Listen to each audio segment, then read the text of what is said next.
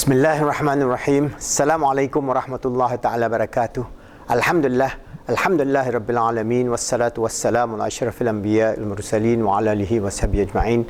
Alhamdulillah, we are still discussing as the last maqasid of the 8 maqasid of the respect for knowledge, Hakul al-Ilm. Because in the 21st century, we Muslims must formulate a new, more globalized worldview so that we can create a just and giving society that is consonant with the need of the Ummah in the 21st century. So when we talk about all the other maqasid that we have discussed, respect for divine revelation, respect for human person, respect for family and community, respect for an environment, respect for economic justice, respect for political justice, respect for human dignity, and now we talk about respect for knowledge, because this is very, very important. Because we Muslims, the Ummah, we are most backward in terms of knowledge. You go to any Muslim countries, in terms of maybe even the knowledge of this dunya, the knowledge of science, the knowledge of technology, the knowledge of sociology, the knowledge of psychology, the knowledge of so many aspects of the world in which knowledge is growing at exponential pace. That means knowledge is going up so fast, but we Muslims are not catching up with this transformation to become a knowledge-centric ummah. Because our Holy Prophet Muhammad ﷺ and the Sahabas and the Tabi'in and the great alims and scholars of Islam has always developed the Muslim civilization always based on ilm. So the respect for ilm is so tremendous in Islam. And unfortunately over the last 200, 300 years, because of colonization, we have regressed, and the respect of knowledge within the Ummah has been lost, and we have to regenerate it, so that we can become an ummah that is expected throughout the 21st century. So how are we going to do that? That we have to develop our maqasid for knowledge. So what are the basic view? That we must know that every man, woman, child have this right to knowledge. As human beings, we cannot live in ignorance. Jahil is jahiliyah. So without knowledge, we cannot lead a good life with Iman, Islam, and Ihsan. So we need knowledge to be able to practice Islam. And we also, without knowledge, we cannot live in the world, because we have to have the knowledge of how to live in the world in terms of tijarah, business, in terms of manufacturing, in terms of software development, in terms of all the knowledge that you see today in the 21st century that is accelerating throughout the world. So we have to catch up and then imbue into every Muslim child, boys or girls, that their focus in life is not hedonistic lifestyle of just fun and play and video games, but their life is based on knowledge centric, and that is a love of knowledge is very important. I remember as a young child, my mother, she was not much educated. She only had some primary school, and she could only read the Jawi script of the Malay language, and we are poor, so we cannot afford any material for reading. So she picked up all the old magazines, whatever it is, and as a child, as a young child, she would put me on my lap, and then she start reading. I know nothing about what she's reading, but she's reading it loudly to me, and that became the basis of my love for reading. Because whenever I read, I recall those days when I was young, out of her tender loving care, she brought this idea of the love of reading. Just that alone has allowed me, inshallah, alhamdulillah, to transform myself from an ignorant boy from the slum to somebody whom Allah has given a decent amount of knowledge that I can share with you. So what is the duty? The secondary maqasid within the knowledge, right of knowledge, is duty to seek knowledge is fardu ain for every human being, especially Muslims, especially our children. We must imbue in them the idea of the love of knowledge.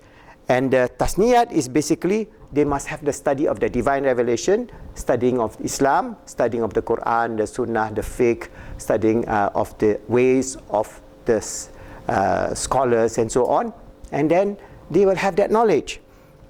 They also must have the law of ecology, the natural law. What are the natural law? How are we going to keep in balance? For example, ecology. If we are not scientists in terms of geoecology, bioecology, So many things.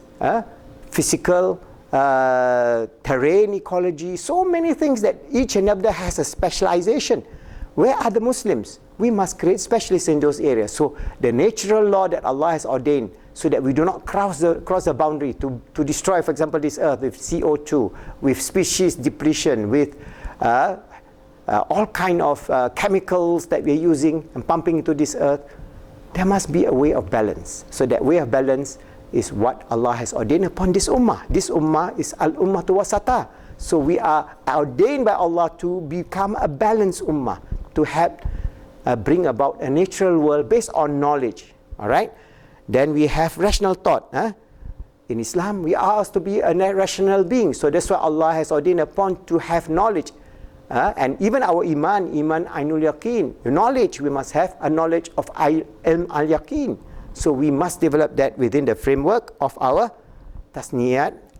And what are we going to do is now, when we have all this knowledge in terms of the knowledge of the deen, the knowledge of this world, the knowledge of science, and knowledge of technology, how we are going to implement positively, because we can implement knowledge positively or negatively.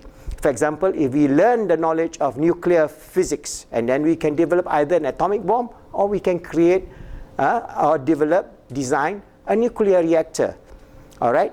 For example, we can learn all these aspects of genetics engineering. We can do that to improve our health, or we can use genetic engineering to create a cross virus or bacteria that can be so virulent that we leave it on earth, every human being can die. So this is a real scenario.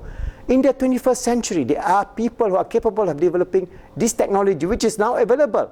And if it's released to the mass population, every one of us will die, because there's no antidote for a genetically engineered virus or bacteria that can be harmful to us. So what are we going to do with that knowledge? So we have that knowledge. That knowledge is within the framework of what has been developed within the education system today. But how are we going to use this knowledge in a positive manner so that human beings are not destroyed by this knowledge? All right? So we also have to develop within our secondary hajiyat is freedom to acquire knowledge, and then policy formulation, freedom of to develop our social institutions, for example, universities, autonomy, and so on. And how are we going to implement it so that we can reach a higher level of achievement in terms of knowledge acquisition, knowledge dissemination, and a knowledge-centric ummah. All right? So the last aspect of this maqasid is the duty for us to share knowledge. So for example, if I'm doing this video now, I have some knowledge, all right, which Allah has given me. I have worked with Professor Mahdi Jenkins, Allah yarham, and then we have come out with this book. This is a way of sharing knowledge. This video I'm doing on being achievers is based on my experience, more than 30 years as a consultant, talking about human potential, talking about coaching, mentoring, leadership as a consultant in the corporate world. So now I'm retired. So what do I do with this knowledge? So now I'm recording all this knowledge so that, inshallah, you younger generation can pick up from me and then become better than me in whatever field that you try to achieve. It is your endeavor to do the best, to fulfill the best and receive the best.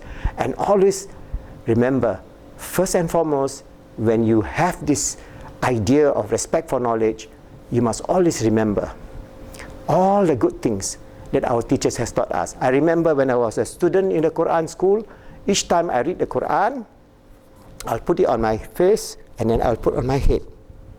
All right? And that becomes a part and parcel of my life. Why? We respect the Quran.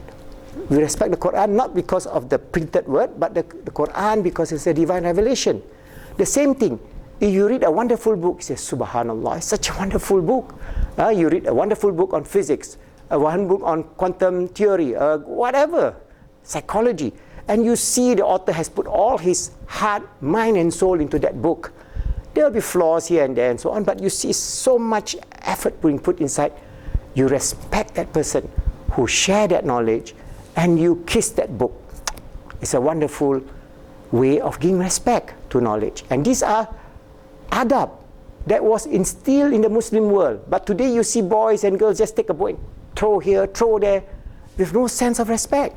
If you have no sense of respect for knowledge, you have no sense of respect to Allah who has given that knowledge. So always go back to these very good adab, good values, inshallah, which we can imbue upon to our children so that they live a life based on knowledge-centric, not hedonistic-centric, not just fun, games, enjoyment, but a serious life of peace, happiness and success based on acquisition of knowledge, sharing of knowledge, striving to make this world good, helping others to be good, making the world good, always striving to be the best,